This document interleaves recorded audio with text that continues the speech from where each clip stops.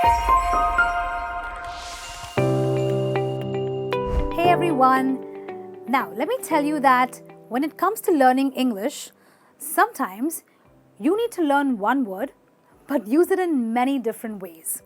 That's right, sometimes using one word in different ways can help you explore different aspects of grammar and different ways of speaking. And that is why in today's lesson, I will teach you the different ways to use a very common word called would. Now, I'm sure most of you know just one way of saying it.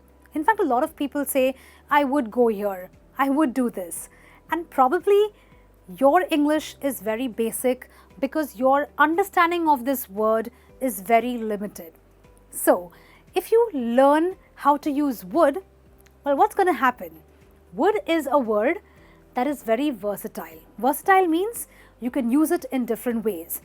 But when you do that, you are exposed to different grammatical forms. A lot of people want to learn lots of grammar.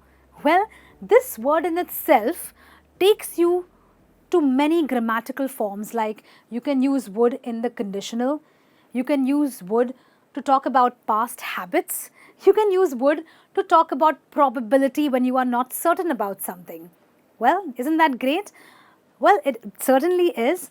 And in short, because you are using it in so many different ways, you end up expressing your thoughts and your ideas in different contexts. Now, a good English speaker will always know how to use English in different ways, in different scenarios. And knowing how to use would in different ways is a way of doing that. And that's how you sound like an advanced English speaker.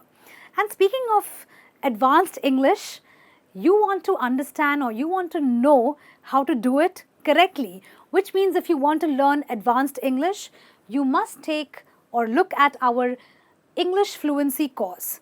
Now, the word English fluency, the word itself suggests that this course helps you speak English naturally, helps you speak English fluently.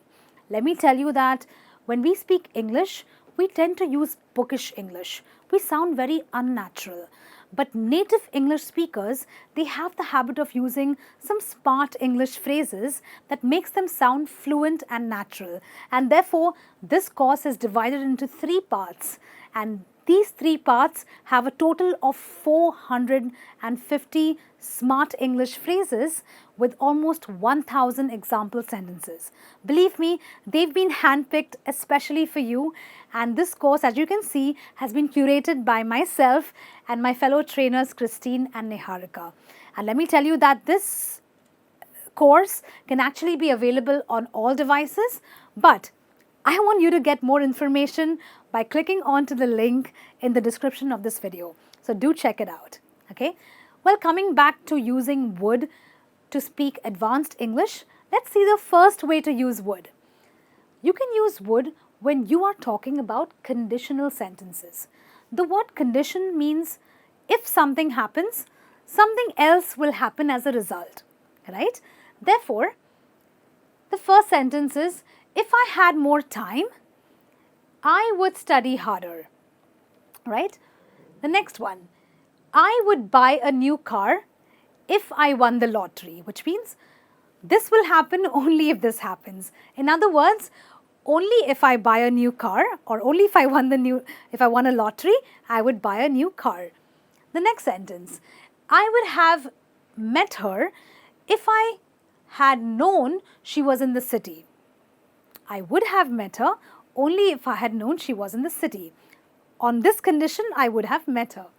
Or you can say, we would have got the 9 a.m. train if we had left our house on time. Okay, again, condition. If something happens, then something else would happen. But that's only one way of using would. Like I said, would helps you explore different parts of grammar. So let's look at the second way to use would, which is using would by talking about the future in the past. Now wait a minute, you're probably confused. How can I talk about the future in the past? Well, aren't these 2 different time frames? Well, they are, but sometimes when you are talking about something that you were saying in the past about the future, That's when you can use would. Let me give you an example. They said they would come to the party. Now, apparently, they said something in the past. Let's assume they said it last week.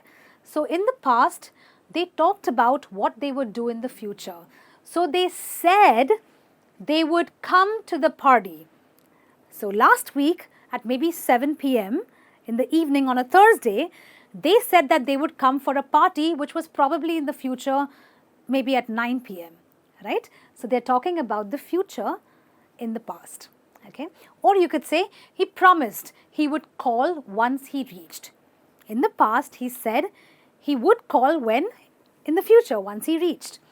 Or you can say, I told them that I would send out an invitation. In the past, that is what you said. You talked about the future in the past. Okay, we look at another way of using would. Now here, you are using it exclusively to talk about some habits in the past. Okay, so in the past, you had some habits and you are using it exclusively to talk about that. The first expression or the first sentence, every morning she would wake up at 6 a.m. and go for a run. Well, some people have had certain habits. They probably, unfortunately, don't have such good habits anymore. So you can say in the morning, she would wake up. She's probably very lazy now, but this was a past habit. Or you could say, when I was a child, I would eat chocolate every day. Well, this is really true. I don't eat chocolate anymore because I'm watching my weight. But as a child, it was a past habit. I would eat chocolate every day. You can also say, during their college days, they'd go hiking in the woods. Now you're probably wondering, why have I not used would? Where is the would?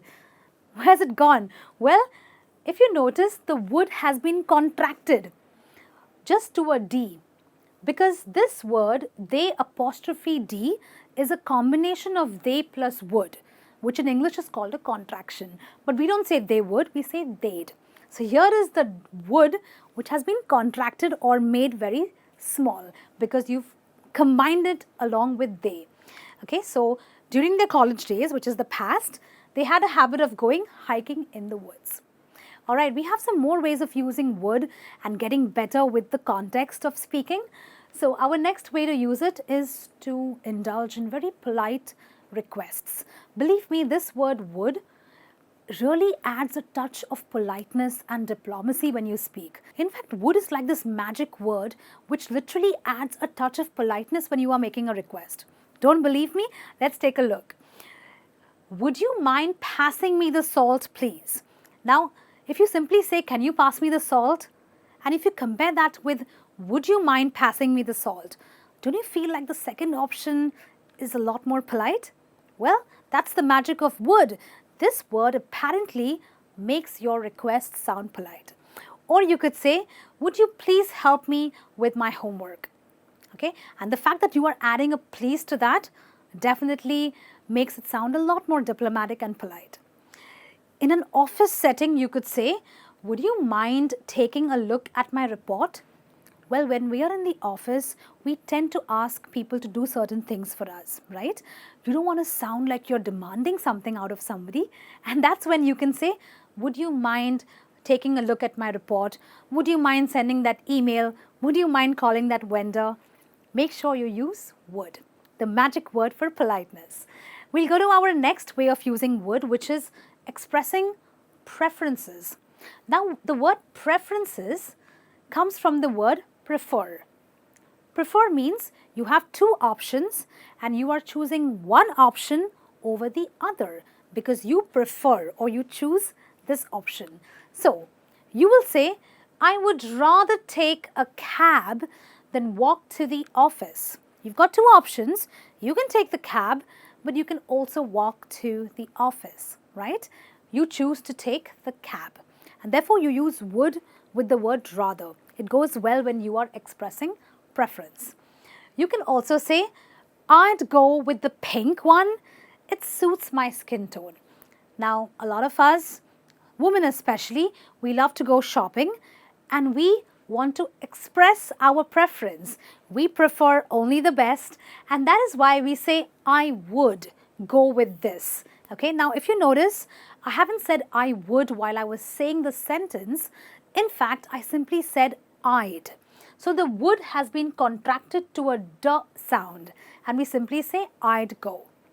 The next sentence, I think they would prefer to sit at the back of the class. Well, they can sit anywhere, but they choose from all the other options to sit at the back of the class. We've got some more ways to use would, so let's keep on learning, which is polite suggestion. Now let me tell you that a polite request is asking for permission, but a polite suggestion is giving your opinion. It is telling people what you think is the better thing to do. Okay, now a lot of times when people give suggestions or when they give their opinions, it sounds like they are imposing their will on somebody else, and that's not polite. And therefore we need to use the would, the magic word, which infuses some politeness in our suggestion. So our sentence is, it would be a good idea to contact our vendors immediately. Okay, you're giving your opinion. You think it's a good idea. Now a lot of people say, I think it would be a good idea. But if you learn advanced English, you want to use would, which also sounds polite. Or we can say, I would suggest, now you're using the word even suggest, which is a suggestion, that you send them an email addressing your concerns. Okay, again, making it more polite by using would. Or I would go with the second option, it seems more economical. Okay, sometimes we say I would go as a way of saying that this is a better thing to do. This is something that I would do if I were you. Okay, that's why we say I would go with this option. It's the better one. All right, then, our last way of using would and the seventh way of using would is reported speech. Now, the word reported refers to the fact that it is not directly spoken. It has been reported, which means somebody else said it and you are merely reporting what somebody else said. In other words, indirect speech. And look at this sentence. It says, he claimed this would be a breakthrough in the medical field. I'm not saying it. I'm reporting what he said. So this guy, he said or he claimed this would be a breakthrough, which means a breakthrough is a huge change. It would cause a huge change in the medical field. Or you can say, he assured me. I didn't do it.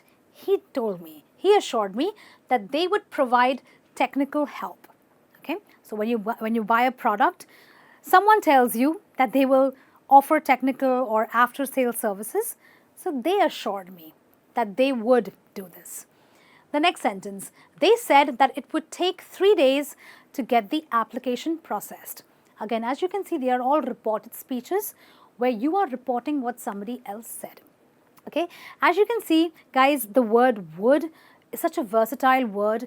If you learn this one word and you learn to use it in so many different contexts, your English can literally move from this level to this level because you are using a wide variety of grammatical forms. One word but 7 grammatical forms. Isn't that great? Well, that's what learning advanced English is all about. That is C1 English. But to make sure you learn even better and more effectively, make sure you click the link in the description of this video and look at our English Fluency course, because that course is also designed to make your English sound natural, fluent, so that you sound like a native speaker. I'll be back with some more lessons. Until then, keep practicing the variety of ways that you can use would. I'll see you soon. Take care.